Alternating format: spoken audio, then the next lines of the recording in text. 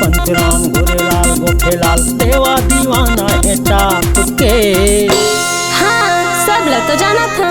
महू गाथों गाना वो राजेंद्र से नाम है, महू गाथों गाना वो राजेंद्र से नाम है।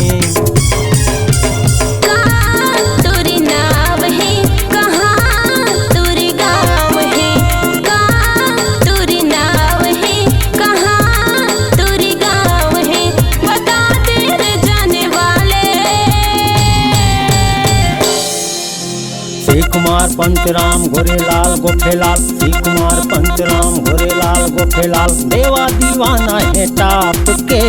अच्छा महू गाथों गाना वो राजेंद्र से नाम है, महू गाथों गाना वो राजेंद्र से नाम है।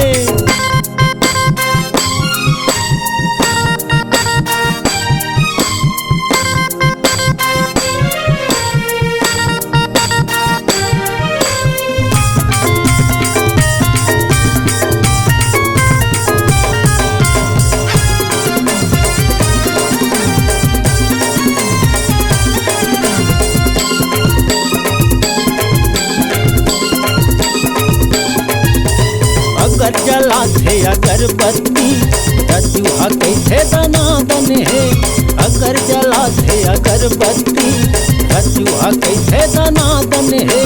किसन हा कैसे दबा बल्लू राजेंद्र सेल खलो का गम है, किसन हा कैसे दबा बल्लू राजेंद्र सेल खलो का गम है।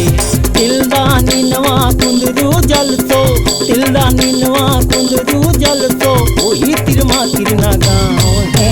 ऐसे का महू गाथों गाना वो राजेंद्र से नाम है, महू गाथों गाना वो राजेंद्र से नाम है।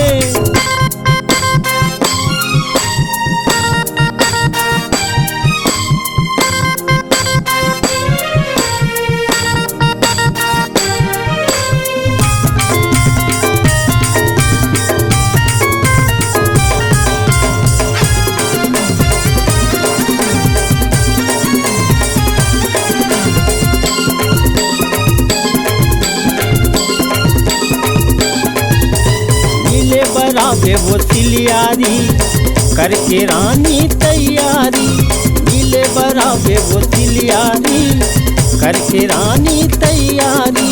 वही रता मामहा गाँव है कत को है मोर संगवारी, वही रता मामहा गाँव है कत को है मोर संगवारी। ललित कुलदीप राकेश संदीप, ललित कुलदीप राकेश संदीप कही भौजी वही रात है।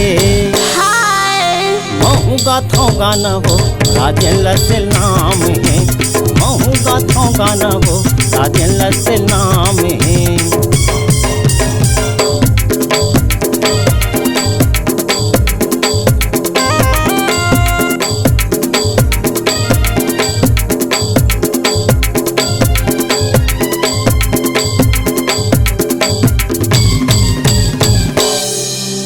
श्री कुमार पंचराम गोरेलाल गोखेलाल, श्री कुमार पंचराम गोरेलाल गोखेलाल देवा दीवाना है टाप के।